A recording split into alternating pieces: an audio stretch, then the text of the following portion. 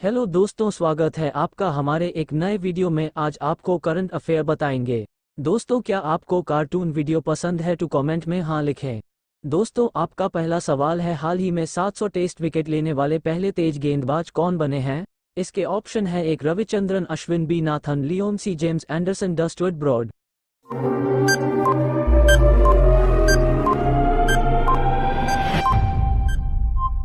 इसका सही जवाब है सी जेम्स एंडरसन। अन्य जानकारी, इंग्लैंड के दिग्गज खिलाड़ी जेम्स एंडरसन ने हाल ही में 700 टेस्ट विकेट लेने वाले पहले तेज गेंदबाज बनने की उपलब्धि हासिल की है। धर्मशाला में भारत के खिलाफ 5वें टेस्ट मैच के दौरान उन्होंने इस उपलब्धि को प्राप्त किया। एंडरसन ने अपने 187वें टेस्ट मैच में यह उल्लेखनीय उपलब्धि हासिल की। मील का पत्थर विकेट भारत के कुलदीप यादव का था, जिन्हें उन्होंने विकेट के पीछे कैच कराकर आउट किया। खेल में एंडरसन की निरंतरता और लंबे समय तक टिके रहने ने उनकी स्थिति को सर्वकालिक महान तेज गेंदबाजों में से एक के रूप में मजबूत कर दिया है। दोस्तों, आपका अगला सवाल है, पोषण पखवाड़ा के आयोजन के लिए कौन सा मंत्रालय जिम्मेदार है? इसके ऑप्शन है एक स्वास्थ्य और परिवार कल्याण मंत्रालय, बी सामाजिक न्याय और अधिकारिता मंत्रालय, सी महिला एवं बाल विकास मंत्रालय, ड खाद्य प्रसंस्करण उद्योग मंत्रालय।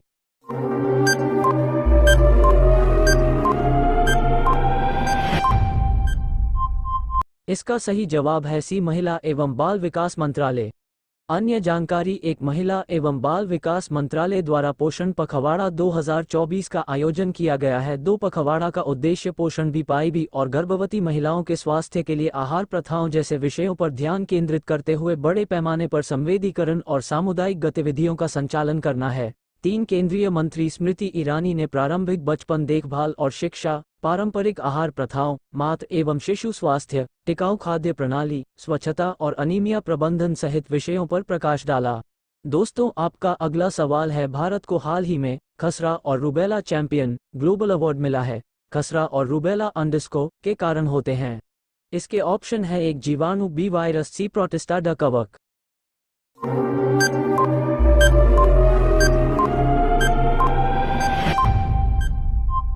इसका सही जवाब है बी वायरस।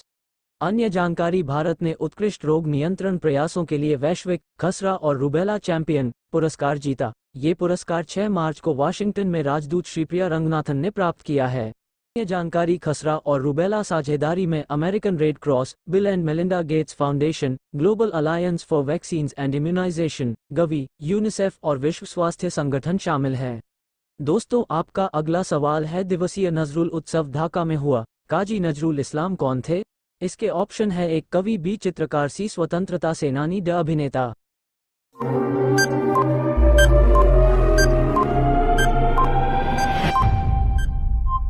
इसका सही जवाब है एक कवि। अन्य जानकारी, एक काजी नजरुल इस्लाम, जिन्हें विद्रोही कवि के नाम से भी जाना जाता है, एक लोकप्रिय बंगाली कवि, लेखक और गीतकार थे। उन्होंने ब्रिटिश राज की आलोचना की और विद्रोही और भांग गान जैसी अपनी प्रसिद्ध काव्य रचनाओं के माध्यम से क्रांति का आह्वान किया। 3 बांग्ला साहित्य के सर्वश्रेष्ठ कवियों में से एक नजरुल को काफी मान्यता प्राप्त है। 4 नजरुल इस्लाम ने कई भजन, श्यामा संगीत और कीर्तन लिखे। 5 नजरुल को विद्रोह को भी उपनाम राजनीतिक और सामाजिक न्याय के लिए उनकी लड़ाई के साथ साथ विद्रोह कविता लिखने के लिए दिया गया था, जो विद्रोही कवि के लिए बंगाली है। 6 उनकी रचनाएं नजरुल गीति की अवंत गाड़े संगीत शैली, नजरुल का संगीत का एक हिस्सा हैं। दोस्तों, आपका अगला सवाल है, संयुक्त अरब अमीरात के निम्नलिखित में से किस अमीरात ने भारत के साथ गहरे संबंधों का जश्न मनाने के लिए इंडिया बाय द क्रीक उत्सव शुरू किया? इसके ऑप्शन है दुबई, बी अबू धाबी, सी शारजाह, डी रास अल खैमा।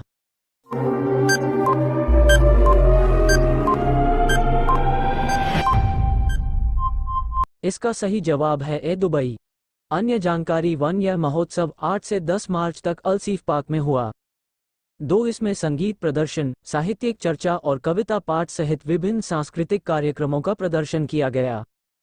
3 दुबई क्रीक पर स्थित अलसीफ पार्क का भारत और दुबई के बीच व्यापार केंद्र के रूप में ऐतिहासिक महत्व है।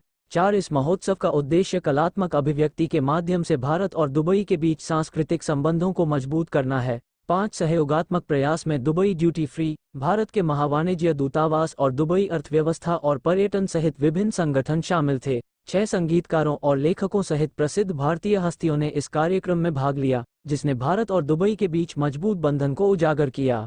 अगर आपको वीडियो पसंद आ रही है तो आप लाइक कर सकते हैं और अपने दोस्तों में शेयर कर दे।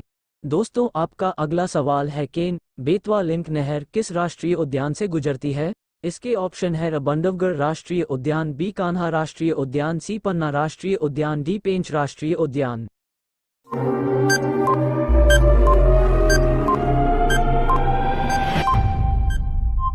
इसका सही जवाब है सी पन्ना राष्ट्रीय उद्यान।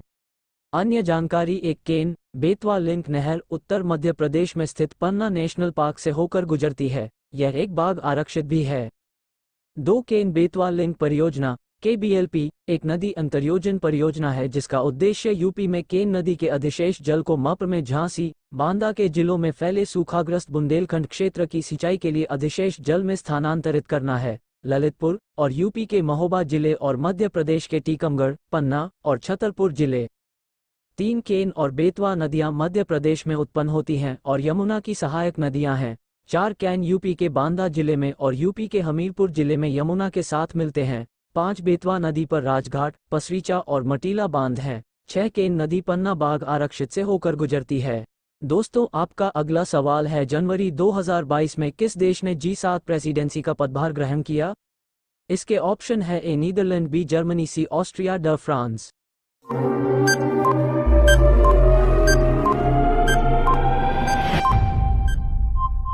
इसका सही जवाब है बी जर्मनी। अन्य जानकारी, जनवरी को जर्मनी ने G7 प्रेसिडेंसी का पदभार ग्रहण किया। 2022 G7 शिखर सम्मेलन 26 से 28 जून 2022 तक बवेरियन एल्प्स में आयोजित किया जाएगा। G7 या ग्रुप ऑफ 7 में America, Canada, Japan, France, United kingdom, Italy और जर्मनी शामिल हैं।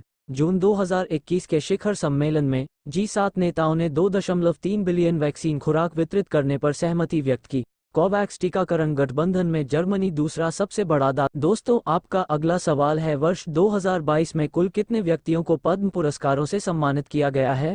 इसके ऑप्शन है 128 व्यक्ति, बी 18 व्यक्ति, सी 04 व्यक्ति, डी 34 व्यक्ति।